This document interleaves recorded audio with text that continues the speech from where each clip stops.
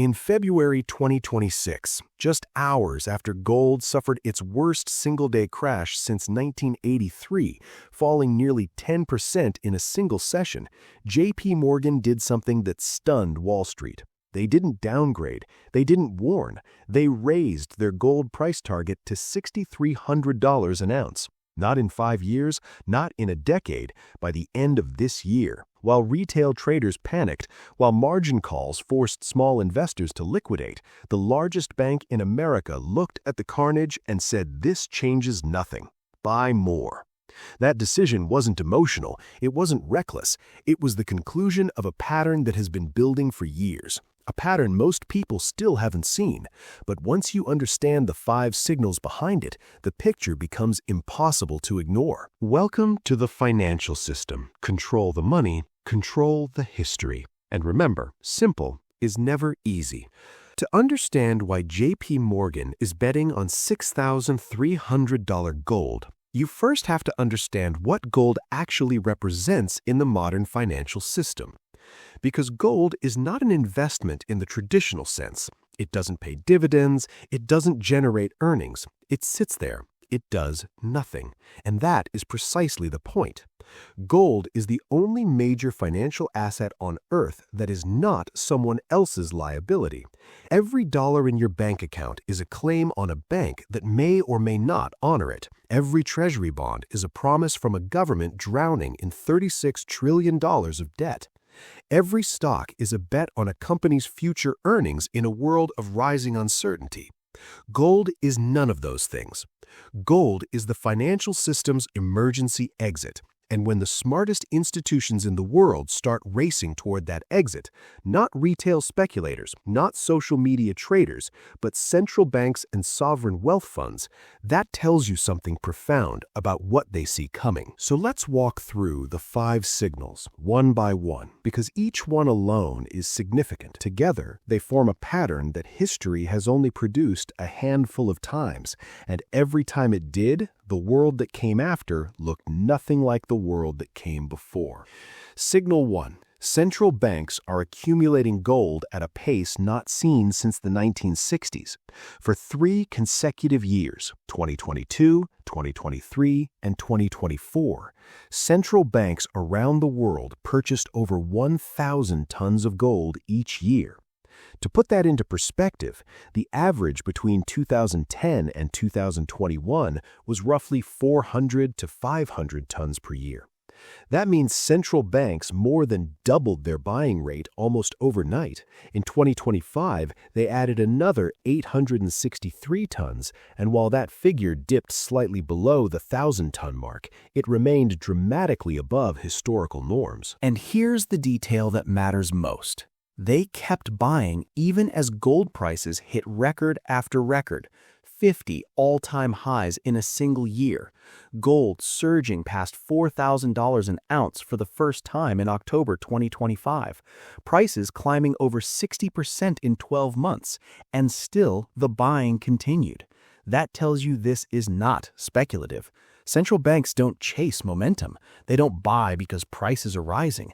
They buy because they're preparing for something. Who is buying? The National Bank of Poland led the world for the 2nd consecutive year, adding 102 tons, pushing its reserves to 550 tons.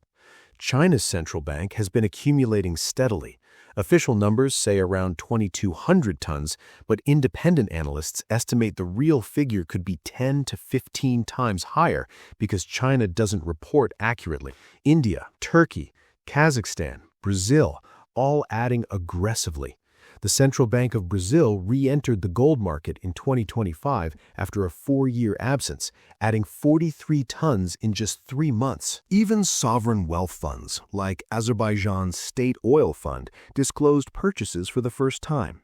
These are not random decisions. These are coordinated moves by institutions that see the architecture of the global financial system shifting beneath their feet.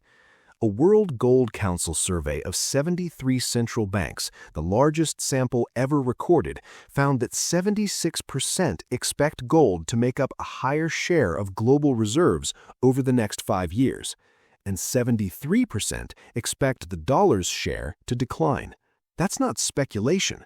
That's a consensus exit strategy. Signal 2. The dollar is losing its grip. In 2025, the US dollar index fell approximately 8%. That might sound modest, but for the world's reserve currency, the currency that underpins nearly every major trade agreement, every oil contract, every sovereign debt instrument on the planet, an 8% decline in a single year is seismic. And it happened despite relatively high US interest rates, which historically would strengthen the dollar, not weaken it. That tells you the forces pulling the dollar down are structural, not cyclical. They're not going to reverse with a rate hike or a policy speech. The dollar's share of global foreign exchange reserves has fallen from 71% in 1999 to under 59% today. That's a decline of 12 percentage points in a quarter century, and the pace is accelerating.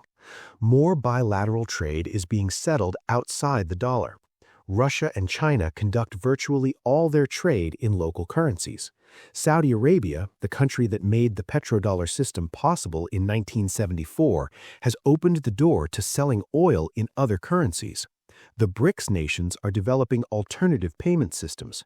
Every one of these moves reduces demand for dollars, and every reduction in dollar demand is an increase in gold demand. Because when countries diversify away from the dollar, the question becomes, diversify into what?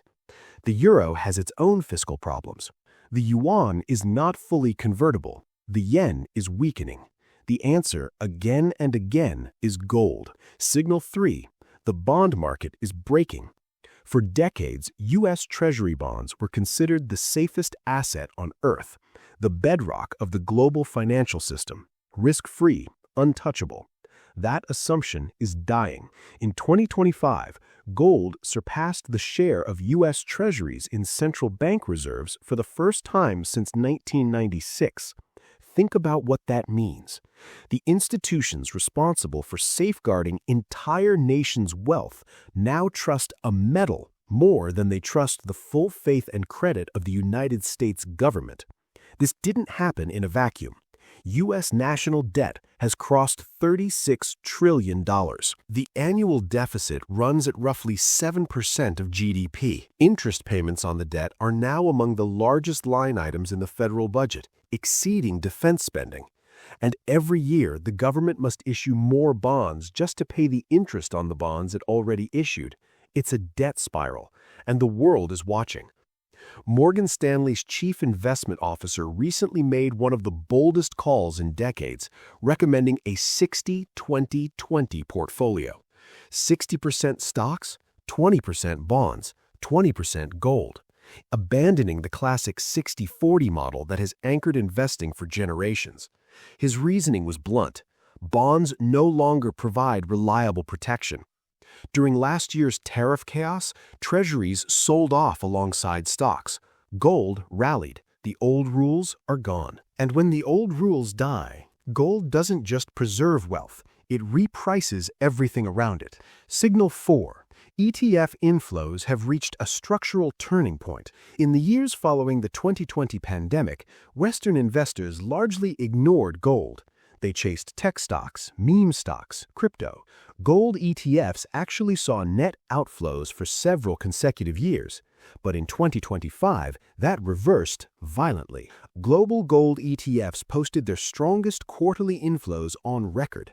$26 billion in a single quarter. North American, European, Chinese, and Indian investors all moved in the same direction at the same time. And here's the signal within the signal. Even on the worst day of the crash, the day gold fell nearly 10%, the leading U.S. gold ETFs did not report outflows. They reported inflows. $334 million flowed in on the single worst trading day in 12 years. That is not retail panic buying. That is institutional conviction. Smart money was accumulating while weak hands were being shaken out. jpmorgan estimates that gold's share of total investor assets under management has risen to about 2.8%. They believe it will climb toward 4 to 5% in coming years. That may sound like a small shift, but when you're talking about the global pool of equities, bonds, and alternatives, a pool worth hundreds of trillions, even a 1% reallocation into gold represents thousands of billions of dollars in new demand. The loading phase, the period where institutions quietly build positions before the crowd arrives, is nearing its end. And when it ends, prices don't creep higher, they leap. Signal 5. The geopolitical order is fracturing. Gold thrives not when the world is stable, but when the rules of the game are being rewritten. And that is exactly what is happening now.